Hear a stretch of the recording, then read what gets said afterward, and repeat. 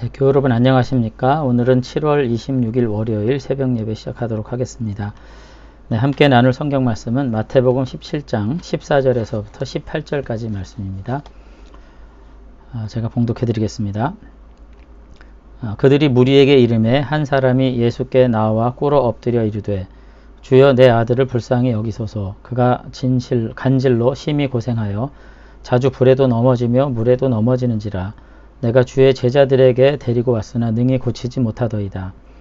예수께서 대답하여 이르시되 믿음이 없고 패역한 세대여, 내가 얼마나 너희와 함께 있으며 얼마나 너희에게 참으리요.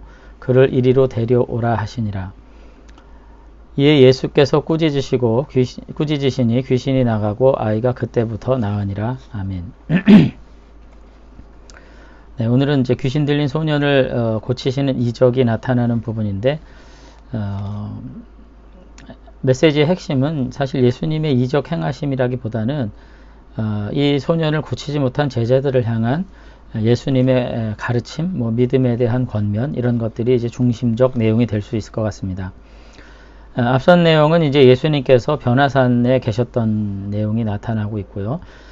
이와 같이 예수님의 변화를 체험한 이후에 산에서 내려온 예수님과 제자들이 이제 한 사건을 직면하게 되죠. 근데 이 산에 함께 예수님과 올라갔던 제자는 3명이었습니다. 베드로와 야고보와 요한이었고, 남은 제자들이 이제 산 밑에 있었는데, 그 산 밑에서 이 불신앙, 믿음이 없어서 간질에 든 어린아이를 아들을 고치지 못했다는 한 아버지의 이제 하소연을 듣게 되는 거죠.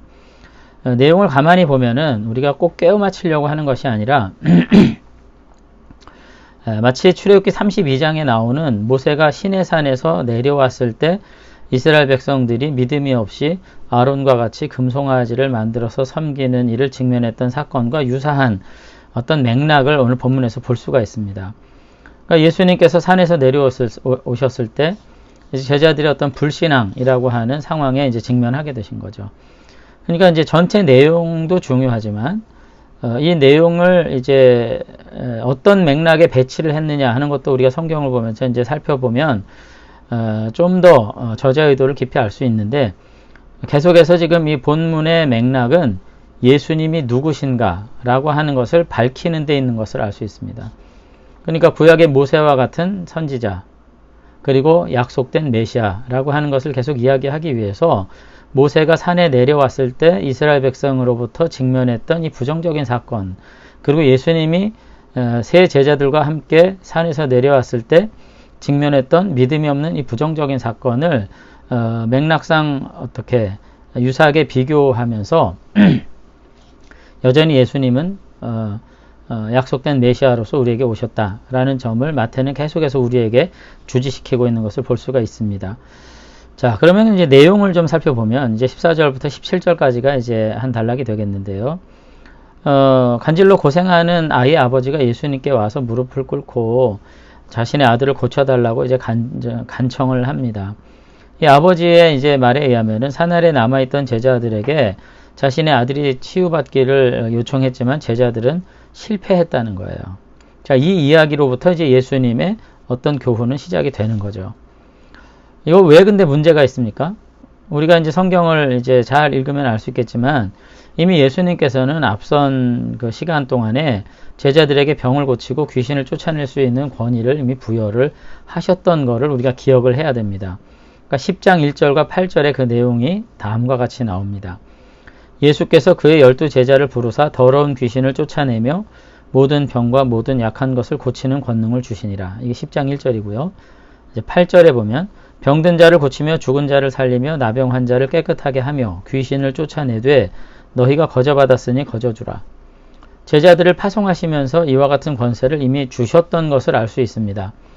따라서 제자들은 마땅히 이 아이를 고쳐줄 수 있어야 되는데 오늘 본문에 보면은 그 아이를 고쳐주는데 실패했던 것을 알 수가 있죠. 여기서 우리가 자 이제 생각을 해야 돼요. 예수님께서 이런 권능을 주셨는데도 불구하고 왜 제자들은 이 간질에 걸린 이 아이를 고치지 못했을까요? 자, 이 점에서 우리가 이제 생각해야 되는 것은 뭐냐면은 예수님께서 분명히 그와 같은 능력을 부여하셨음에도 불구하고 그와 같은 능력을 부여했으니까 자동적으로 제자들은 능력 행하는 자가 되는 것은 아니라는 걸 알 수 있고요. 본문에서 보면 겨자씨만한 작은 믿음이 있어도 너희가 뭐 어떻게 되겠다 이런 말씀들을 통해서 유추해서 볼 때 예수님께서 우리에게 부여하신 권능이 있어야 할지라도 그것을 행사하기 위해서는 믿음이 필요하다라고 하는 것을 알 수가 있습니다. 이것이 오늘 본문이 우리들에게 주시는 권면이에요. 예수님께서 부여하신 권위가 있다 할지라도 그것을 행사하는 데는 반드시 믿음이 필요하다. 믿음 없이 되는 일은 없다는 것입니다. 그러면서 제자들에게 예수님께서 뭐라고 말씀하시냐면은 17절에 예수께서 대답하여 이르시되 믿음이 없고 패역한 세대여 내가 얼마나 너희와 함께 있으며 얼마나 너희에게 참으리로 그를 이리로 데려오라 하시니라 이렇게 되어 있는데 믿음이 없고 패역한 세대라고 제자들을 향해서 꾸짖으신 이유는 뭐냐면 실제 현실에 있어서 제자들이 믿음이 없다거나 패역한 세대는 아니죠. 그런데 현실에 있어서 제자들 자신의 현실 상황에 있어서는 믿음이 없고 패역한 세대와 크게 다를 바가 없지 않느냐 지금 그렇게 말씀을 하시는 겁니다. 그런 점에서 예수님의 실망감은 이루 말할 수가 없는 거죠. 그래서 오늘 본문을 통해서 우리가 이제 알 수 있는 건 뭐냐면은 믿음이라는 것이 무엇이냐 하는 것을 이제 생각을 해야 됩니다. 우리는 늘 믿음이 없어서 뭐 이런 얘기를 해요. 무슨 결단을 하거나 무슨 결정을 하거나 무슨 일을 감당해야 될 때 늘 믿음이 없다. 뭐 이런 현실적인 어떤 뭐 고백 아닌 고백 같은 것을 하게 되는데 정말 그런가? 이미 하나님께서 우리에게 이 땅을 살면서 하나님의 선한 일을 온전히 감당하며 살 수 있는 능력과 자질과 자격을 부여하시진 않았을까? 저는 그런 생각을 해봤으면 좋겠습니다. 본문 안에서 우리가 뭐 자꾸 이적과 기사, 표적 행함 이런 것들에만 관심 가질 것이 아니라 주님께서 우리를 자녀 삼아 주시고 우리를 제자로서 이제 부르셨을 때 우리에게도 이미 부여하신 어떤 권능이 있지 않을까? 성경에서 말하는 그 다양한 뭐 사랑과 헌신과 어떤 제자됨에 관한 다양한 어떤 삶의 요소들을 이미 능히 감당할 수 있도록 우리에게 권위를 부여하시고 능력도 부여하셨음에도 불구하고 우리는 현실적으로 믿음으로 이 모든 능력들을 발휘하면서 살지 못하는 것은 아닌가 하는 것들을 우리가 생각해야 되는 거죠. 저는 무엇을 부여했다는 어떤 능력을 우리에게 이미 부여하셨다는 생각 이전에 이미 하나님께서 우리와 함께 계신 이상 우리가 언제 어디서나 어떤 상황에서도 전적으로 하나님을 신뢰하고 의존하는 가운데 믿음으로 행할 수만 있다면 저는 그 결과에 대해서 우리가 정말 장담할 수 없는 우리가 예측할 수 없는 큰 은혜들을 누릴 수 있을 것이라고 저는 생각합니다. 그런 차원에서 우리가 살아있는 동안 우리의 삶의 자리에서 모든 순간 하나님을 의지하고 믿음으로 행하는 것이야말로 가장 중요한 성도의 태도라고 저는 생각합니다. 그래서 오늘 하루도 성도 여러분 다시 한번 정말 믿음을 가지고 행하실 수 있게 되길 바랍니다. 내게 무엇을 어떤 능력과 어떤 정말 자격을 부여하셨는지 우리가 확신할 수 없지만 주님께서 우리와 함께 계신 것을 우리가 믿는 가운데 그 믿음으로 온전히 순종하고 믿음의 방법과 원칙을 따라서 우리가 행할 수만 있다면 반드시 그 안에서 우리 안에 이미 허락하신 권세와 능력들을 우리가 발견하게 되고 그 믿음을 따라 역사하시는 은혜들을 누리실 수 있게 될 줄로 저는 믿습니다. 그래서 제가 주일날도 그렇게 설교했지만 우리가 이미 성전된 예수 그리스도의 몸의 지체로서 살고 있잖아요.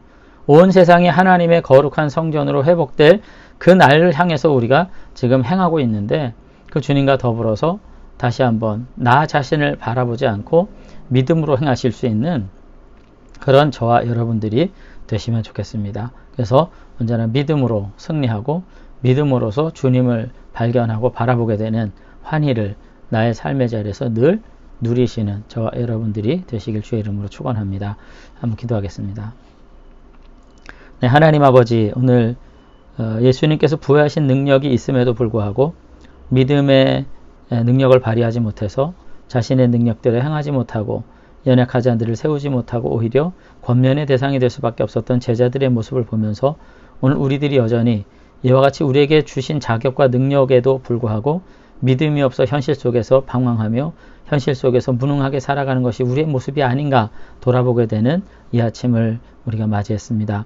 아버지 하나님, 다시금 내게 주어진 것이 무엇인가를 계산하면서 끊임없이 가난한 마음으로 끊임없이 무능하다 여기면서 오히려 믿음이 없어 아무것도 행하지 못하는 이와 같은 연약한 삶과 무익한 삶을 반복하지 않도록 하나님께서 우리에게 새로운 믿음을 더하여 주시기를 원합니다. 비록 세상에서는 작은 자 같으나 오늘 하나님이 함께 하심을 믿고 온전히 믿음으로 행할 때에 아버지 하나님께서 나와 함께 계심을 삶에서 체험하게 되는 은혜가 있게 될 줄로 믿습니다. 우리 모든 교우들 참으로 힘들고 답답한 시절을 살고 있지만 이 모든 순간 속에서 믿음으로 행하며 믿음으로 아버지 앞에 간구하는 가운데 아버지 하나님의 도우심을 누리는 빛나는 인생 살아가도록 축복해 주시옵소서. 한날의 삶을 주님께 의뢰하옵고 예수님 이름으로 기도드리옵나이다. 아멘.